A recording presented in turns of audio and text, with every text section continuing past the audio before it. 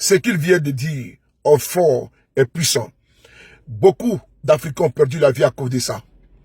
Il faut saluer l'exemplarité du capitaine Courage Ibrahim Traoré, général d'armée Assimi Goïta, général d'armée Abdourahmane Tiani. On écoute cette nouvelle génération de rupture africaine qui a décidé de ne plus se laisser faire et de parler. On écoute.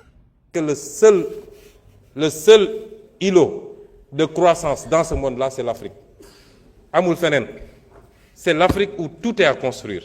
Est-ce que ça se fera sans les Africains, comme ça a toujours été le cas, depuis la traite négrière, la colonisation, la néocolonisation? C'est à nous, Africains, de répondre. Il faut que nous élevions le niveau de débat. Débat am Sénégal,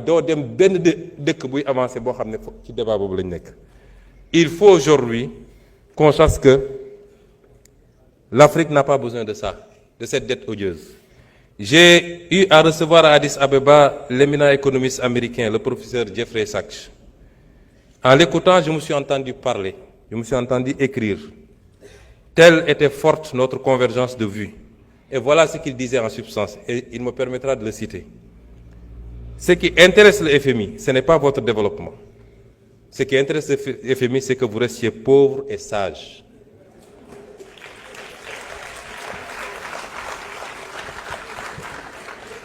Le Sénégal et l'Afrique en général n'ont pas besoin d'annulation de la dette. Ils n'ont pas besoin de restructuration. Ils ont besoin de marge de manœuvre.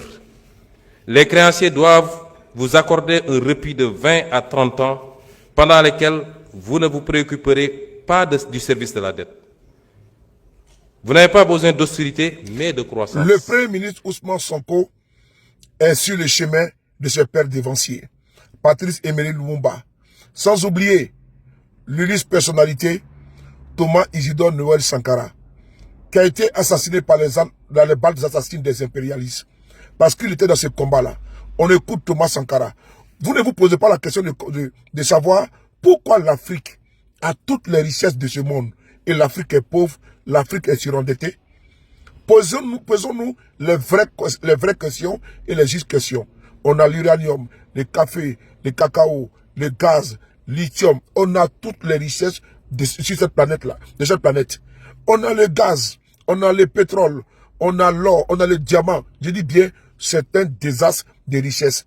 Mais bizarrement, l'Afrique est le continent le plus pauvre. C'est en Afrique qu'on jette, on largue des sacs de mil, des sacs de riz. En Afrique, à tout va. Mais il y a un problème. Qu'est-ce qui n'a pas marché? Citez-moi un pays où le FMI a aidé et le pays s'est développé. Pourquoi c'est l'Afrique qui est surendettée? On écoute ici le président Thomas Noël Isidore Sankara, qui a perdu la vie à cause de ça. On l'écoute ensemble.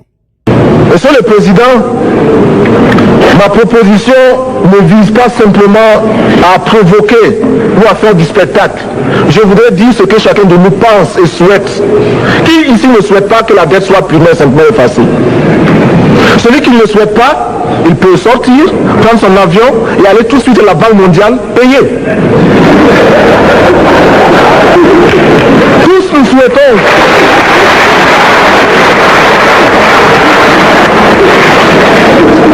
Ma proposition n'est pas non plus, je ne voudrais pas que l'on prenne la proposition du Burkina Faso comme celle qui viendrait de la part de jeunes sans maturité, sans expérience. Je ne voudrais pas non plus que l'on pense qu'il n'y a que les révolutionnaires à parler de cette façon. Je voudrais que l'on admette que c'est simplement l'objectivité et l'obligation. Et je peux citer, dans les exemples de ceux qui ont dit de ne pas payer la dette, des révolutionnaires comme des non-révolutionnaires, des jeunes comme des vieux. Je citerai par exemple, Fidel Castro a déjà dit de ne pas payer. Il n'a pas mon âge, même s'il est révolutionnaire. Mais je pourrais citer également François Mitterrand, qui a dit que les pays africains ne peuvent pas payer, les pays pauvres ne peuvent pas. Je pourrais citer Madame le Premier ministre. Je ne connais pas son âge et je m'en voudrais de le lui demander. Mais c'est un exemple. Je voudrais citer également le président Félix Houphouët-Boigny, Il n'a pas mon âge.